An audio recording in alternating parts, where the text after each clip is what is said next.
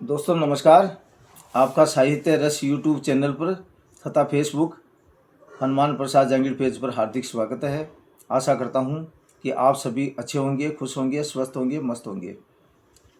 आज मैं श्रीमद् भगवद गीता का द्वितीय और तृतीय श्लोक आपको बताऊंगा, उसकी इंटरप्रिटेशन भी बताऊंगा साहब। पहला श्लोक जैसा कि मैंने पहले बताया था, पहला श्लोक है, उसमें प्रश्न धृतराष्ट्र ने संजय से पूछा था। पूरी श्रीमद् भगवद गीता में सिर्फ एक श्लोक ही धृतराष्ट्र ने बोला है साहब, बाकी सारे श्लोक है वो संजय ने बोले हैं। चूँकि वेदव्यास जी ने धृतराष्ट्र जी जब महाभारत का युद्ध देखने की इच्छा वेदव्यास जी के सामने व्यक्त की युद्ध प्रारंभ होने से पूर्व, तो धृतराष्ट्र जी क्या है कि जन्मांध अंधे थे साहब। तो उन्होंने वेदव्यास जी को कहा कि मैं मेरे पुत्रों को युद्ध में मरते हुए नहीं देख सकता। हो सकता है शायद युद्ध की बाजी पलट जाए, मेरे पुत्र है, 100 पुत्र है, कौरव है, युद्ध में हार जाए तो मैं मेरे पुत्रों को मेरी मरते हुए नहीं देखना चाहता। इसलिए आप ये दिव्य दृष्टि है वो संजय को दे दीजिए, ताकि संजय युद्ध के महाभारत के युद्ध के मैदान के हालतों को देखकर उससे मेरे को समय समय पर अवगत कराता रहेगा। जैसा कि पहला श्लोक था, धृतराष्ट्र उवाच धर्म क्षेत्रे कुरुक्षेत्रे संवेता युष्वा मामका पांडवाश्चैव किम कुरुत संजय। हे संजय, युद्ध प्रारंभ नहीं हुआ, युद्ध की तैयारी चल रही है, इनिशियल स्टेज है, प्रारंभिक स्टेज है कि हे संजय, धर्म क्षेत्र और कुरुक्षेत्र में युद्ध की इच्छा रखने वाले मेरे और पांडु पुत्र क्या कर रहे हैं, ये आप दीर्घ दृष्टि से देखे बताओ। और दूसरा इसका जवाब है वो संजय कैसे देते हैं। गीता जी का दूसरा श्लोक है कि दृष्टा तु पांडवा नेकम व्यूढ़म दुर्योधन अस्तदा आचार्यम उपसंगम्य राजा वचनम ब्रवीत। अर्थात हे राजन, संजय धृतराष्ट्र से कह रहे कि हे राजन, पांडु पुत्रों द्वारा सेना की व्यूह रचना देकर राजा दुर्योधन अपने गुरु के पास गया और उससे ये शब्द कहे। अर्थात पांडवों की सेना की जो व्यूह रचना है उसको दुर्योधन ने देखा। संजय चूंकि बहुत ही दूरदर्शी थे, उन्होंने धृतराष्ट्र का जो पहला प्रश्न था उसकी मार्मिकता को समझ लिया था। इसलिए धृतराष्ट्र को प्रोत्साहित करने के लिए दूसरे श्लोक में संजय धृतराष्ट्र को उत्तर देते हैं। यहाँ संजय है वो दुर्योधन को राजा बुलाते हैं साहब कह के, ताकि धृतराष्ट्र के का उत्साह है वो युद्ध जीत, अब उनके पुत्रों के द्वारा युद्ध जीतने की बात को लेकर है वो कम न हो। तो इस दूसरे श्लोक का जो अर्थ है वो यही है कि संजय ने धृतराष्ट्र को कहा कि हे राजन, पांडु पुत्रों द्वारा सेना की व्यूह रचना देकर राजा दुर्योधन अपने गुरु के पास गया और उनसे ये शब्द गए। गुरु कौन? द्रोणाचार्य। अर्थात पांडवों की सेना की व्यूह रचना इतनी शानदार थी कि उस व्यूह रचना को देखकर है दुर्योधन है वो डर गया था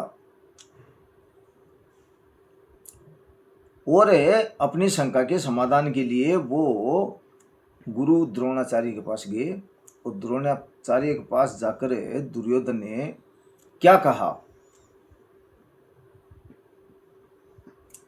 तीसरा श्लोक है, पश्येताम पांडु पुत्राणामाचार्य महतीम चमूम व्यूढ़ाम द्रुपद पुत्रेण तव शिष्येण धीमता। कि हे आचार्य, पांडु पुत्रों की विशाल सेना को देखो जिसे आपके बुद्धिमान शिष्य द्रुपद के पुत्र ने इतनी कौशल से व्यवस्थित किया है। अब पांडवों की सेना चूंकि बहुत छोटी थी साहब और कौरवों की सेना बहुत बड़ी थी साहब, लेकिन पांडवों की छोटी सी सेना की के जो व्यूह रचना की थी वो द्रुपद का पुत्र था धृष्टद्युम्न, उसने की थी साहब।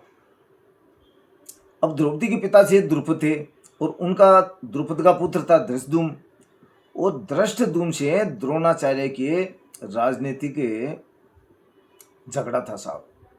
तो क्या हुआ कि एक बार राजा द्रुपद ने एक बहुत बड़ा महान यज्ञ संपन्न किया साहब। और इस यज्ञ के फलस्वरूप उन्हें भगवान से एक ऐसा पुत्र प्राप्त होने का वरदान मिला जो आगे चल के द्रोणाचार्य का वध कर सके। और द्रोणाचार्य भी इस बात से अच्छी तरह परिचित थे, वाकिफ थे। इसके बावजूद भी जब धृष्टद्युम्न थोड़े बड़े हुए बचपन में, तो द्रुपद धृष्टद्युम्न को लेकर, अपने पुत्र को लेकर है द्रोणाचार्य के पास गए कि आप इसे शिक्षा प्रदान करें, युद्ध शिक्षा प्रदान करें। और द्रोणाचार्य ने द्रुपद की बात को स्वीकार किया, आग्रह को स्वीकार किया और धृष्टद्युम्न को पूरी तन्मयता से पूरी तैयारी करवा के पूरी कलाओं के साथ में युद्ध शिक्षा प्रदान की। अब साहब वही धृष्टद्युम्न है, वो पांडवों के पक्ष में लड़ रहा था और उसने धृष्टद्युम्न ने जो कला है वो द्रोणाचार्य, अपने गुरु द्रोणाचार्य से सीखी थी, उसी के आधार पे पांडवों की सेना की व्यूहरचना की थी। तो इस व्यूहरचना को देख करके दुर्योधन घबरा गया साहब। वो दुर्योधन ने द्रोणाचार्य को कहा कि ये आपके शिष्य धृष्टद्युम्न ने पांडवों की सेना की व्यूहरचना की है, इसलिए आप सजग रहें और समझौता न करें। और द्रोणाचार्य को दुर्योधन ने इस श्लोक के माध्यम से, दुर्योधन ने द्रोणाचार्य को ये भी समझाना चाहता है कि आपका सबसे प्रिय शिष्य है वो अर्जुन है। आप इस युद्ध में पांडवों के प्रति किसी प्रकार की उदारता न दिखाएं, धृष्टद्युम्न के प्रति किसी प्रकार की उदारता न दिखाएं, अन्यथा हम युद्ध हार सकते हैं। तो इन दोनों गीता जी के दूसरे श्लोक और तीसरे श्लोक में, दूसरे श्लोक में दुर्योधन को कुछ दुर्योधन की कायरता झलकती है। वो अपनी कायरता अर्थात ब्रह्म, अपने संशय को दूर करने के लिए अपने गुरु द्रोणाचार्य जी के पास जाता है। और तीसरे श्लोक में अपने भ्रम की बात है वो द्रोणाचार्य जी के समक्ष प्रकट करता है। अब द्रोणाचार्य जी इसका क्या जवाब देते हैं वो अगले श्लोक में आपको बताएंगे। तब तक के लिए इतना ही काफ़ी है।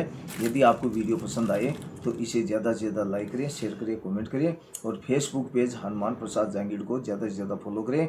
और अंत में मैं आप सभी से ये भी आग्रह करता हूँ कि हम सभी सत्कर्म करते हुए, मालिक का नाम लेते हुए, अपने परिवार, समाज और राष्ट्र के प्रति अपने कर्तव्य दायित्वों का भलीभांति निर्वहन करते हुए, अपने पेशेवर कर्तव्य दायित्वों का भी पूर्ण समर्पण, निष्ठा, ईमानदारी, तन्मयता, एकाग्रता, तथचित्तता के साथ में निर्वहन करते हुए शांति का जीवन जीते हुए तरक्की के उच्चतम आयामों को प्राप्त करें। इसे आशा और विश्वास के साथ में जय हिंद, जय भारत, जय कानून, जय संविधान एंड जय साहित्य। नमस्कार, धन्यवाद।